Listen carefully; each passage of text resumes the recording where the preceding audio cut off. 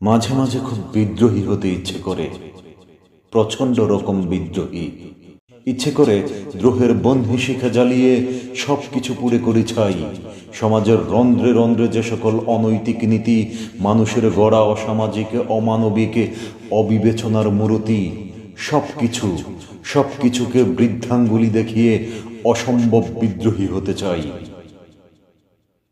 মূর্খের এই নিয়ম শৃঙ্খলহীন যাতনাকে, অনিয়মকে যারা করেছে নিয়ম, সেই নিয়মকে যদি অন্যায়ভাবেও দূর করতে পারতাম, এমনই নিকৃষ্ট চিন্তাও করতে ইচ্ছে করে খুব।